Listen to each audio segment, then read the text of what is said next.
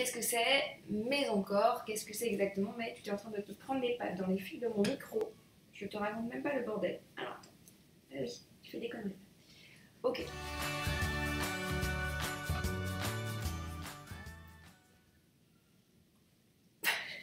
Bonjour à toutes et à tous. On se retrouve aujourd'hui pour une nouvelle vidéo. Aujourd'hui, ensemble, on va parler du NaNoWriMo. Le NaNoWriMo, c'est un challenge d'écriture donc je vais vous développer un petit peu plus en avant après, puisque je vais répondre à plusieurs questions que j'ai déjà eues sur ce challenge. Et juste pour vous expliquer le déroulement de la vidéo, je vais donc effectivement répondre à plusieurs questions et vous présenter un petit peu ce challenge.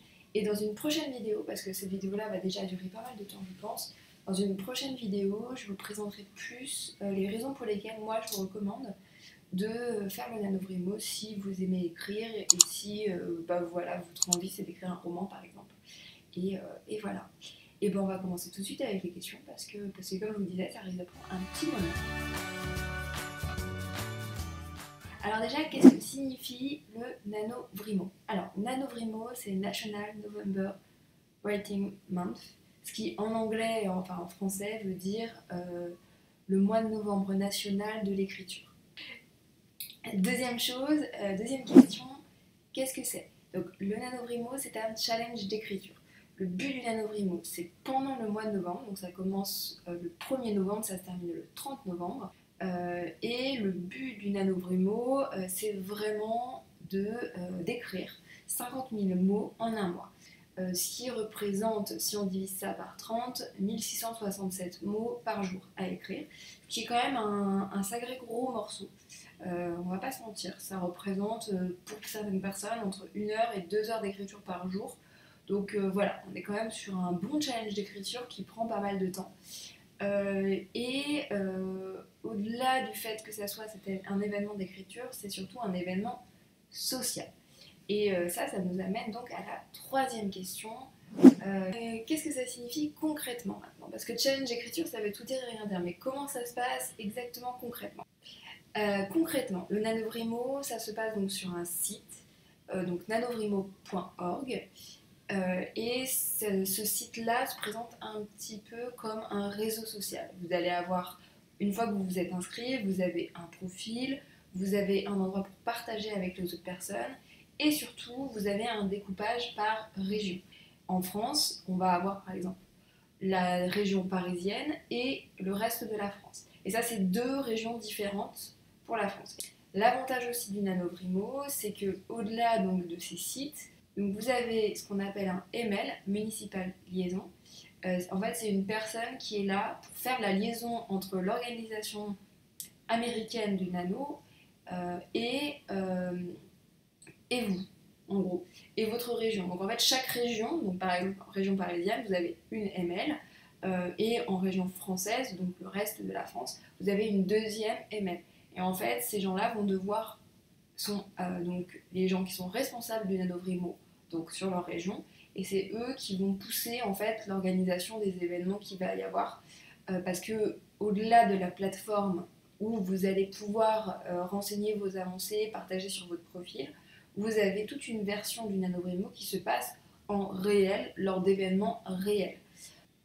Donc vous avez par exemple la Meet and Greet qui est une soirée, enfin un événement qui se passe en octobre et qui permet de rencontrer les futurs participants. Vous avez la Kick-Off qui est la soirée de lancement du NaNoWriMo qui a lieu donc le 31 octobre, donc qui est souvent un mix entre une soirée d'Halloween et une soirée d'écriture. Vous avez des writings. Les writings, c'est des événements qui vont avoir lieu dans des cafés, dans des lieux où vous allez pouvoir écrire pendant des... Je fais un geste de la main parce que j'ai l'impression que la caméra frise un petit peu. Donc voilà, c'est tous des événements comme ça qui ont lieu et qui permettent en fait de rencontrer les autres participants au NaNoWriMo et ce qui en fait vraiment un événement social. Ça va aussi me permettre de passer à la quatrième question qui est ok, il y a énormément de vocabulaire différent dans le NaNoWriMo.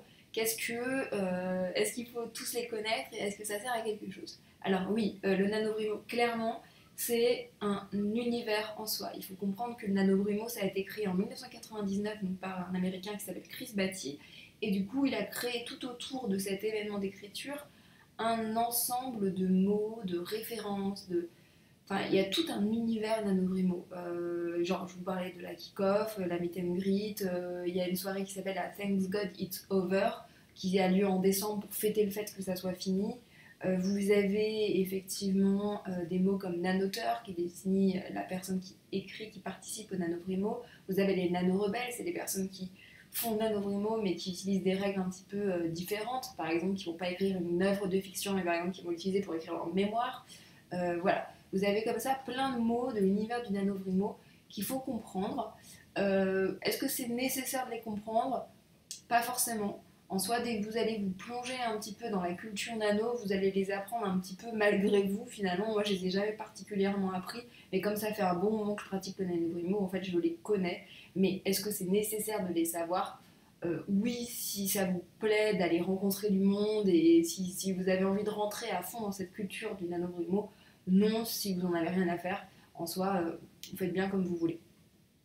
Cinquième question, cinquième point.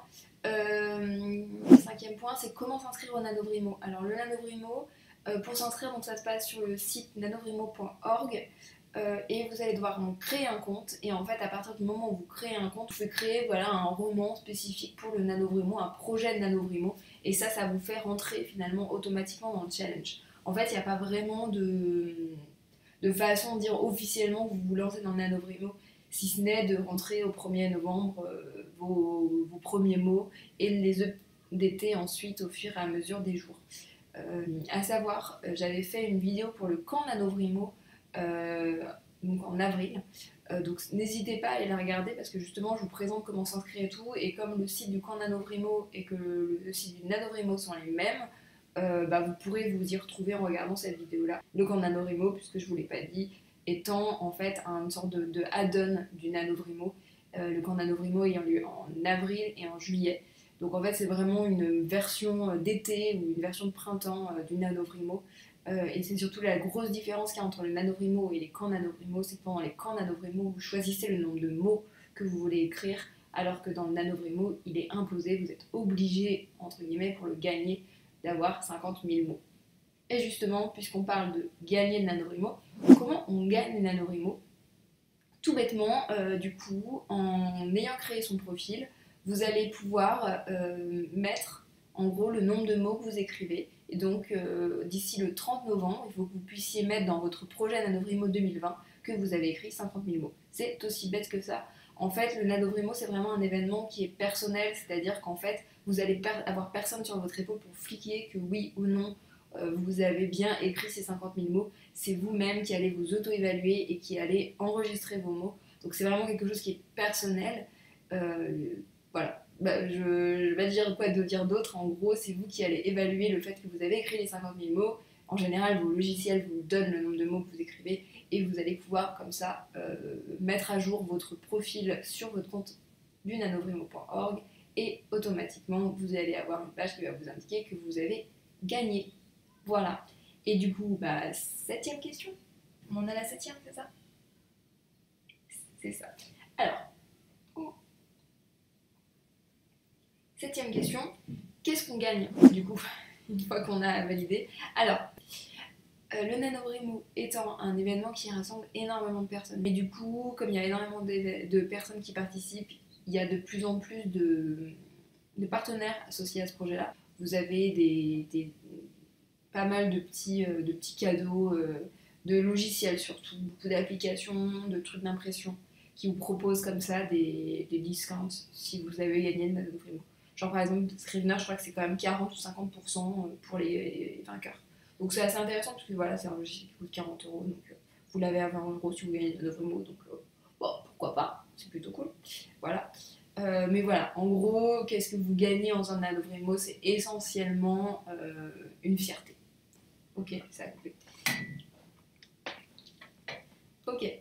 Dernière question, à quoi sert le NanoVrimo? Alors, le NanoVrimo, en soi, ça sert déjà à écrire, de base, parce que vous écriviez 10 000 mots ou 50 000, vous serez quand même content de les avoir écrits sur votre projet. Ça vous permet de rencontrer du monde. Moi, quand je suis arrivée sur Paris, il y a maintenant 8 ans, 9 ans de ça, j'ai été très contente de découvrir le NanoVrimo parce que ça m'a permis de rencontrer des gens, ça m'a permis de rencontrer des amis que j'ai encore aujourd'hui, donc plutôt cool. Ça vous permet de rencontrer aussi des personnes qui ont la même passion que vous et avec lesquelles vous allez pouvoir discuter de ça. Parce que dans la vie de tous les jours, on n'est pas forcément amené à parler d'écriture avec ses potes habituels, quoi. Puis des fois, c'est un peu compliqué parce que les gens ne savent pas forcément exactement ce que ça veut dire, écrire et tout. Donc là, l'avantage, c'est que vous n'avez que des gens qui écrivent, donc c'est plutôt sympa. Et puis vraiment, ce qui est vraiment intéressant avec le NaNoWriMo, c'est vraiment que, j'ai dit vraiment 3 fois là, ça vous permet de faire ce que vous voulez de l'événement. C'est-à-dire que vous allez pouvoir le passer à 100% en digital, si vous avez envie de rencontrer personne. Vous allez pouvoir le passer à 100% en vrai, lors de voting, lors des soirées. Et donc ça va vous permettre de rencontrer du monde et d'avoir vraiment une vie sociale liée à l'écriture, si c'est quelque chose que vous voulez. Ou vous allez pouvoir faire un mix des deux en fonction du temps et des possibilités que vous avez et des lieux où vous habitez aussi, puisque forcément à Paris il y a énormément d'événements. Dans les grandes villes françaises, il y en a quand même de plus en plus, mais forcément, je vais pas vous mentir, si vous habitez au fin fond de la Corrèze, vous aurez quand même un peu plus de mal à retrouver des événements d'écriture vraiment souvent. Donc, et encore que, je crois qu'il y a des choses qui se passent dans des petites villes, hein, mais voilà. C'est sûr que ça va aussi s'adapter à ce que vous aimez, ce que vous souhaitez faire et tout ça. Donc c'est vraiment ça que j'aime bien avec le NaNoWriMo, c'est que moi je l'ai fait 8 fois, là ça va être ma 9e fois, et je n'ai pas un NaNoWriMo qui s'est passé de la même façon. C'est-à-dire que tous mes NaNoWriMo ont été différents. Je les ai tous gagnés pour ma part. Voilà, il n'y a pas un NaNoWriMo qui a été pareil. Et c'est pour ça que je peux vous dire que vous pouvez vraiment en faire ce que vous voulez du NaNoWriMo parce que selon votre vie, selon vos priorités du moment, selon comment vous vous organisez, il y a peut-être des moments où vous aurez plus envie de rencontrer du monde, il y a peut-être des moments où vous aurez plus envie de le faire tranquille, vite fait, parce que vous avez envie d'écrire surtout et de donner une place à l'écriture en premier et ça vous permet d'avoir un prétexte pour le faire. Mais voilà, je vous encourage vraiment à regarder parce que vous allez trouver des choses super intéressantes dans le nano, dans son environnement en tout cas. Coucou, je suis en cours de montage de la vidéo et je viens de réaliser que j'avais oublié toute une petite partie sur comment réussir le NaNoWriMo. Ça me semble en fait hyper important et bon, bref, je l'ai complètement zappé. Si la question vous intéresse, vous retrouverez pas mal de choses sur mon blog et pas mal d'éléments aussi sur mon compte Instagram puisque je suis en train de faire actuellement une série sur le sujet. Donc voilà, je vous invite à me retrouver sur ces 2 supports pour en savoir plus. Voilà. Allez, on passe tout de suite à la conclusion de la vidéo. Eh ben écoutez, je pense que je vous ai quand même pas mal dépeint ce que pouvait être le NaNoWriMo dans cette première vidéo. Dans une prochaine vidéo, je pense que je vous ferai une petite story time sur justement mes 8 participations NaNoWriMo et donc sur ma 9e là qui arrive, puisque je trouve que c'est super intéressant en termes d'expérience, tout ce que j'ai pu apprendre via le NaNoWriMo et tout ce que j'ai pu faire. Je pense que c'est assez sympa à partager. Et puis je vous partagerai aussi du coup les raisons pour lesquelles je pense que ça peut être super intéressant de faire le NaNoWriMo à titre perso. Parce que voilà, quand on a un projet d'écriture, je trouve que c'est un très bon outil pour se lancer. La semaine prochaine, je pense que je vous ferai plutôt un vlog d'écriture. Je vais l'introduire juste après, puisque là j'ai une semaine, je vais pouvoir certainement passer un peu plus de temps à écrire. Et ensuite, je vous proposerai donc certainement mon expérience avec le NaNoWriMo. Voilà. Et puis je vous dis donc à la semaine prochaine dans une nouvelle vidéo. Salut!